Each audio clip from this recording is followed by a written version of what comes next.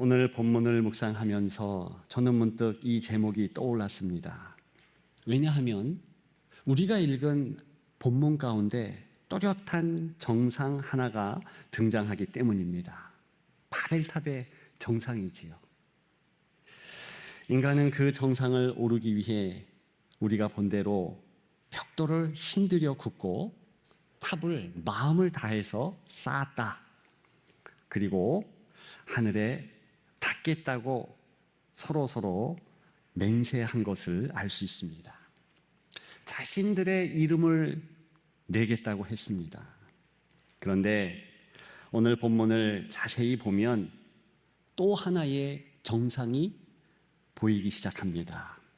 본문 7절이지요. 자, 우리가 내려가서. 누가 하신 말씀입니까? 하나님이세요. 하나님께서 자, 우리가 내려가서. 그 표현대로 인간은 올라오고 있는데 하나님은 내려오셨다 합니다.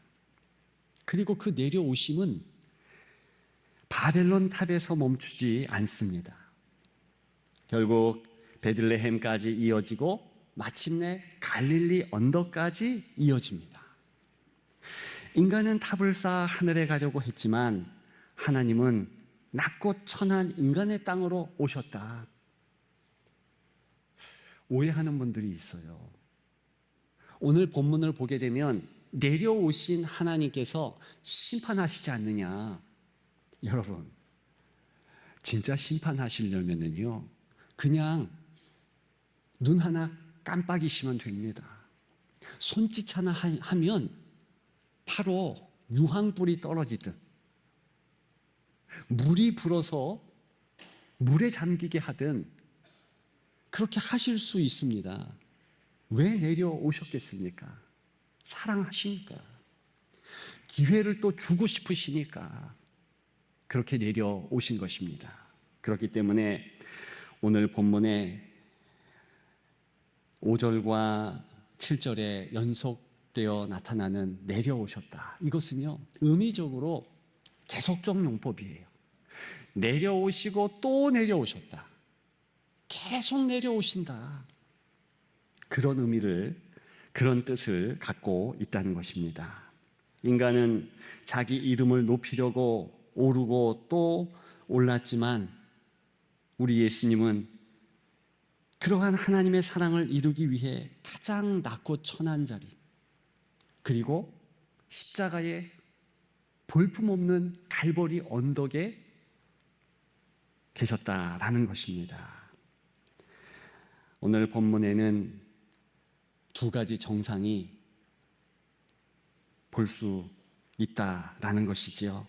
인간이 올라간 바벨의 정상과 하나님이 내려오신 갈보리의 정상입니다. 저는 여러분들과 더불어서 그 두 정상을 생각해 보며 우리는 어떤 정상에 올라야 하는가? 당연히 할 만하면 갈보리의 정상에 올라야 되겠지요. 그런 소망을 함께 나누며 몇 가지 시사점을 또한 마음에 새겼으면 좋겠습니다. 그 첫째는 말이 다르다라는 사실입니다.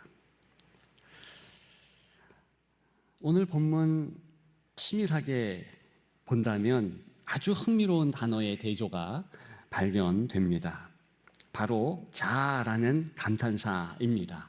영어로는 come, 대체로 이렇게 번역했고 히브리 말로는 하바라는 단어인데요. 정확하게 얘기하면 감탄을 동반한 명령형 격입니다. 3절과 4절에서 인간들은 서로를 향해 이렇게 명령격에 선동을 합니다. 서로 말하되 자 벽돌을 만들어 견고히 굽자 하고 또 말하되 자 성읍과 탑을 건설하여 그 탑 꼭대기를 하늘에 닿게 하여 우리 이름을 내고. 여기서 인간이 외친 자, 이 단어는요, 교만의 말이에요. 인간의 기술과 연합을 맹신하며 하나님 없이도 우리끼리 자기들끼리 정상에 올라 안정망을 구축하자. 이런 선동 아니겠습니까? 맞습니다. 왜 이들이 이렇게 성을 건축하고 이렇게 모이기를 힘썼을까요? 두려움 때문이겠지요. 그래서 서로 우리 함께 하자. 우리 흩어지지 말자. 우리 업적 좀 이루자. 이러면서 의기투합했습니다. 그런데 하나님은 안 계셔요. 과연 이들이 계속해서 모이고 정말 엄청난 대제국, 엄청난 도성의 문화를 만든다면 행복할 수 있을까? 그런 궁금증을 마음에 품고 계속해서 살피십시다. 7절을 보게 되면 전혀 다른 주체의 자라는 단어가 등장합니다. 우리 하나님께서 하늘에서 내려오시며 말씀하십니다. 자, 우리가 내려가서 거기서 그들의 언어를 혼잡하게 하여. 여기서 하나님의 자라는 이 단어는 심판의 선포처럼 보입니다. 그래서 말씀드렸죠? 아니다. 이것은 구원의 섭리이자 흩으심의 사랑이다. 왜 그래야만 됩니까? 만약 인간들이 하나님을 배제한 채 그들의 교만의 성을 완벽하게 완성했다면 인류는 영원한 죄의 바벨론에 갇혀 완전히 멸망했을 것입니다. 그랬기 때문에 하나님은 관여하시기 위하셔서 내려오신 것이지요. 계속 내려오신 것이지요. 히브리 구약 성경을 보게 되면 이렇게 자라는 단어가 많이 쓰이지 않았습니다. 몇 곳 쓰여서 그 용례들을 보면 확연하게 하나님 없이 자 우리가 뭐뭐 하자, 그 결론과 결과를 알 수 있는 것이지요. 한 가지만 볼까요? 출애굽기 1장 10절에 보면 바로 왕이 이스라엘 백성들에 대하여서 이런 말을 합니다. 자, 우리가 그들에 대하여 지혜롭게 하자. 그러면서요, 노예 삼아요. 이게 바로 하나님 없는 사람들의 공동체의 끝판입니다. 결론이며 결과입니다. 반드시 어떤 이들은 노예 삼아야 되고 어떤 이들은 나를 섬겨야 된다. 이런 욕심의 발로가 반드시 있게 되어 있어요. 그렇기 때문에 하나님 없는 인간의 도성은 타락하는 것이지. 성삼위 하나님께서 오늘 본문에 말씀하신 그 말씀대로 예배하기 위하여서 오라 이렇게 말하는 인생들이 있었는데 시편의 인생들이죠. 시편 25편에 보게 되면 오라 영광을 돌릴지어다. 시편 95편의 1절에 보게 되면 오라 우리가 여호와께 노래하며, 즉 하나님을 따르는 다른 무리들의 자, 이것은요 말 그대로 하나님의 온기, 하나님의 사랑이 철철 넘치면서 우리 하나님께 나아가자 예배 용어로서 자, 오라 이렇게 확립되었다라는 것입니다.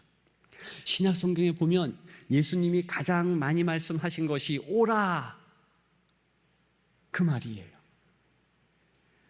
그것이 바로 오늘 본문의 성삼위 하나님께서 자라고 하신 표현이죠. 그래서 영어의 come, 마태복음 11장 28절에 오라 수고하고 무거운 짐진 자들아 다 내게로 오라 내가 너희를 쉬게 하리라.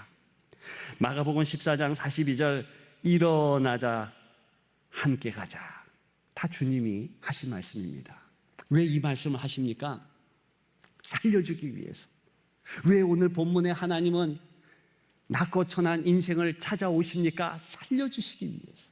그래서 하나님을 향하여 나아가는 자들, 하나님의 마음을 가진 그런 이들은 다 따뜻한 온기가 있는 외마디 말을 하게 되어 있습니다. 첫 시초가 자, 가자, 모이자. 그러면 모이면 승리하는 것입니다. 여러분, 이 땅을 살아가면서 우리는 항상 순간순간 너 바벨 정상에 오를 것이냐, 갈보리 언덕에 그 아름다운 사랑의 그 동산 희생하며 오를 것이냐, 선택의 기로에 있습니다. 예수님 보세요.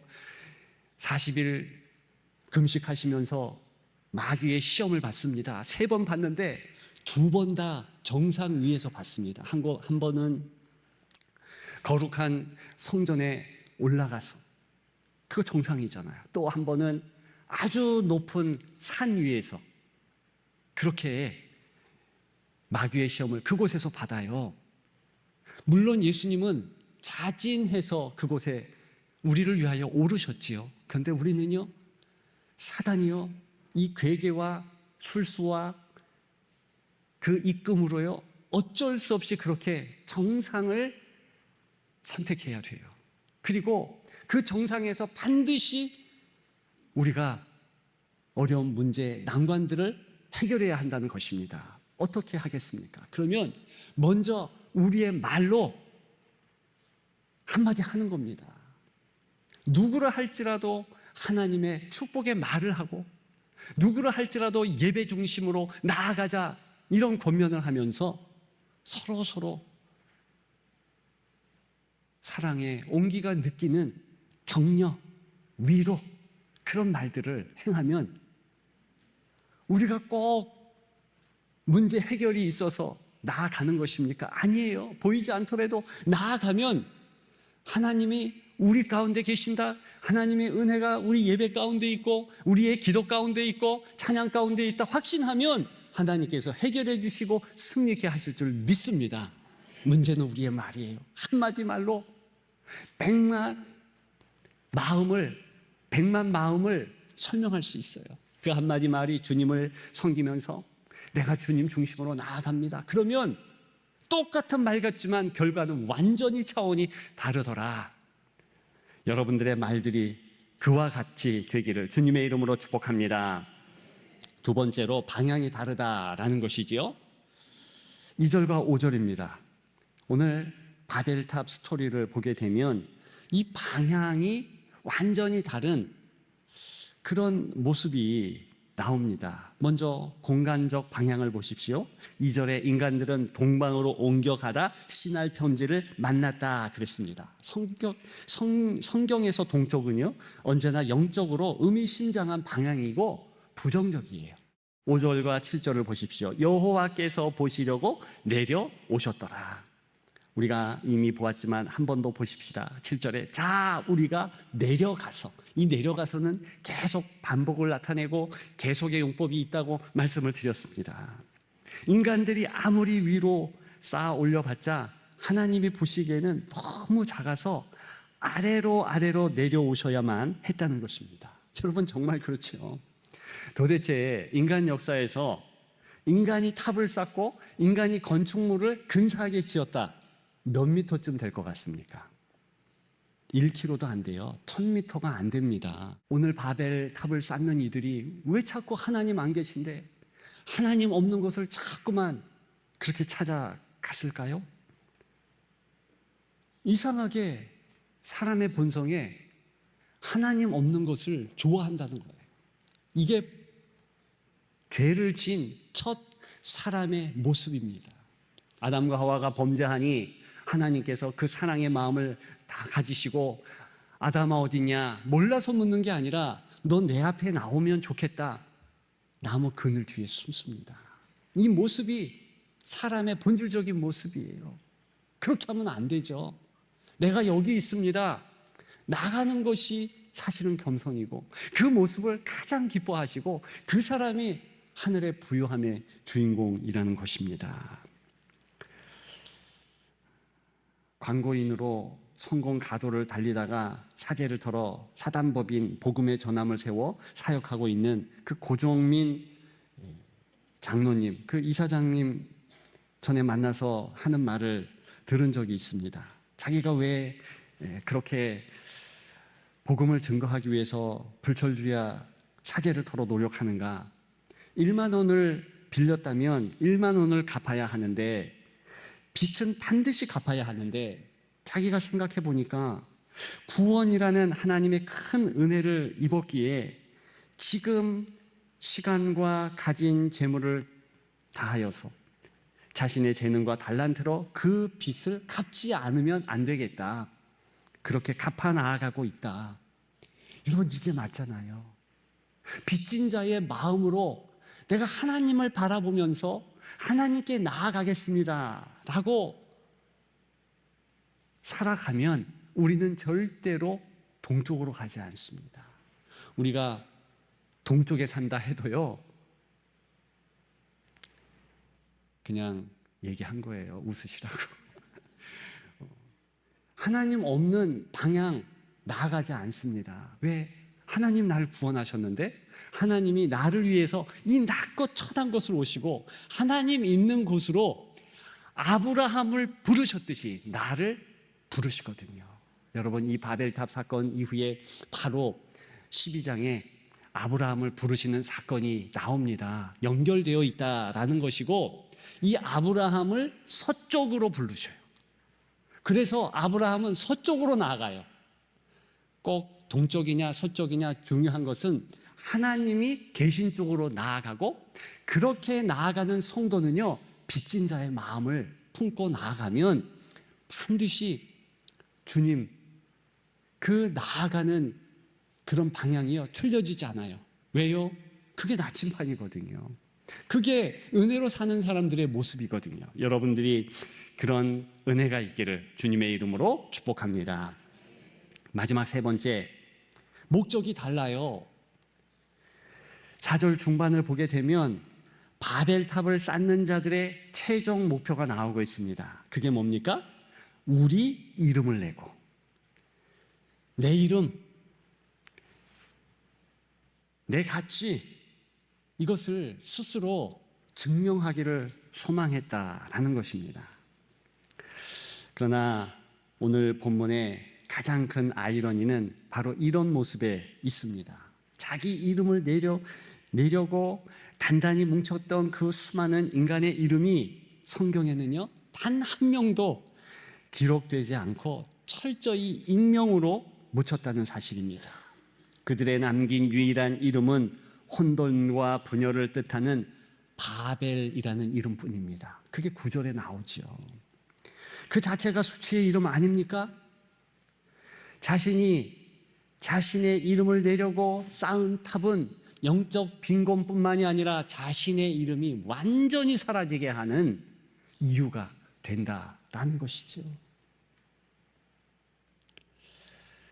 여러분, 학자들의 연구에 의하면 이 바벨탑을 쌓는 사람들, 그 벽돌 하나하나가 어떤 모습인가, 거기에 자신들의 이름을 새겨 넣었다는 거예요. 얼마나 자기들의 이름을 내고 싶으면. 그래서 영어 성경에는 자기 이름을 내다, 그것을 famous, 유명하게 하기 위함이다, 이렇게 말하고 있습니다. 솔직히 여러분들도 유명하고 싶고 저도 그렇고 다 유명병에 걸리지 않았습니까? 왜 SNS를 하면서 사진을 찍은 거, 근사한 거 올리고, 왜 다른 사람의 인정을 받고 싶어? 그 인정 받고 싶은 것이 너무나 커져서 인정 욕구 때문에 쓰러지고, 인정 욕구 때문에 이상한 심리학의 분야가 또 치유학 나타나고 이렇게 되는 겁니까? 우리가 그런 마음이 있는 거예요. 그러면 여러분, 그 마음을 인정하십시오. 기왕 내 마음에 인정 욕구가 있다면 하나님께 인정받겠다. 내 이름을 내는 것이 아니라 하나님이 내 이름을 내게 하겠다. 놀라운 것은 아브라함을 부르시면서 하나님은요, 내가 내 이름을 창대케 하리라 약속하셨습니다. 그리고 실제로 창대케 했습니다. 여러분, 하나님이 우리 이름을 빛나게 하는 것, 이것이 더 귀한 것이지, 우리 스스로 우리 이름 빛나게 해서 뭐 하겠습니까? 자기 이름을 빛나게 하겠다, 그런 마음으로 유명한 앞서간 역사적인 인물들이 있지 않았습니까? 애굽의 파라오들, 이집트의 파라오들, 그들은요 피라밋을 지으면서요, 여러분 그 피라밋 찾아가면은요 그 내부의 벽면에 빼곡히 그 피라밋을 만든 왕의 업적이 새겨져 있습니다. 상형 문자로, 그림으로 빼곡히 있는데 누가 그것을 봐요? 아무도 안 봅니다. 그냥 구경거리예요. 중국의 진시 황제를 보십시오. 이 사람도 불로초 불사약 찾으려고 하다가 나중에 안 되니 어떻게 합니까? 내가 죽었을 때 영원한 내 군대가 있었으면 좋겠다. 이러면서요 갱을 만들잖아요. 갱. 그 큰 동굴을 만들고 거기에 사람 형상의 병사들 얼마나 많이 만들었습니까? 그리고 병마들 가득가득해요.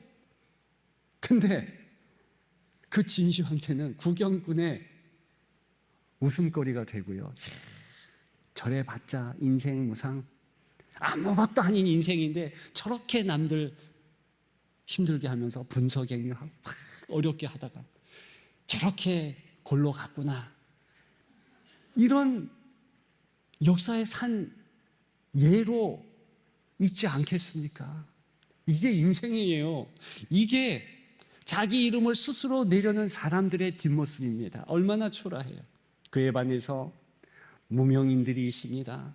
그리스도를 섬기고 그렇게 이름 없이 빛 없이 살다가 이 땅을 떠난 이들이 있어요. 그들을 하나님이 기억하셔서 하나님이 약속한 것이 있어요. 내가 저들의 이름을 생명책에 기록하겠다. 이게 무슨 뜻인지 아십니까? 절대로 영원히 그들의 이름을 잊지 않겠다.